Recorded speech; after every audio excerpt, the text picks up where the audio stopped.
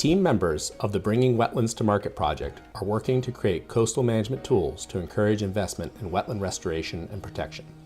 These tools are a wetland carbon offset methodology to allow entry of wetland projects into carbon markets, a user-friendly model that coastal managers can use to estimate or predict carbon storage from wetland restoration projects, and an economic and policy analysis of different wetland restoration scenarios.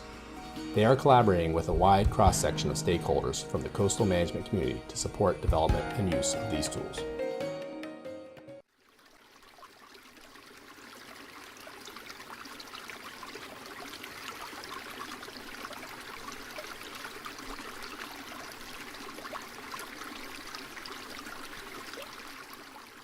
Restore America's Estuaries is going to develop the first tidal wetlands greenhouse gas offset methodology and guidance for the restoration community and coastal managers.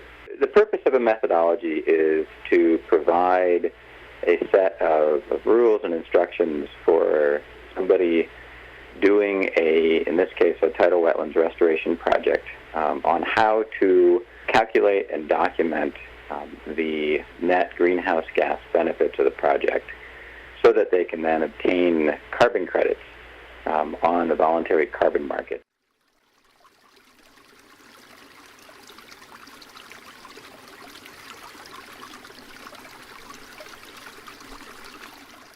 Now, the voluntary carbon markets provide new financial resources that could be brought to help aid in protecting and restoring tidal wetlands. In principle, a private company could invest in a project up front. That company then might receive a portion or all of the carbon credits in return for their investment.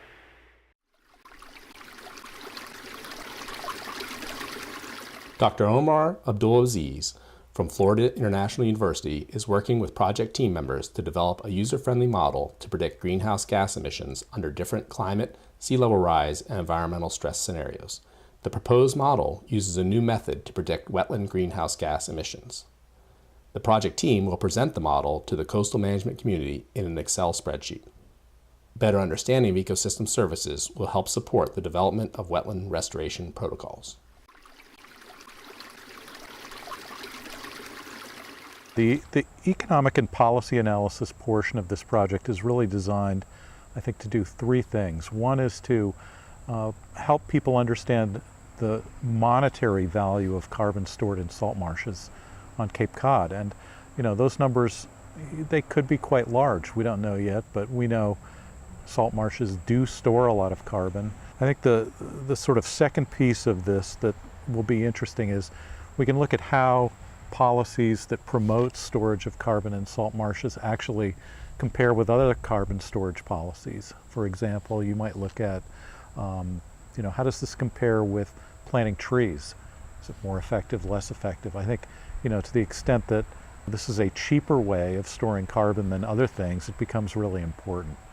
And I think the last, piece of this is, we can begin to apply it and use it directly in benefit cost analyses of public projects, like decisions to, perhaps put in sewers in Falmouth, Mashpee areas where, nitrogen releases actually degrade the quality of Wacoit Bay. If it's demonstrated that there are carbon benefits and greenhouse benefits, I think that the Cape communities with the wastewater issues that they're facing, this project could really help how they affect their decision-making process with the wastewater issue, and this could then turn to how Massachusetts makes decisions on wastewater policy and potentially how these projects are funded at the federal level as well.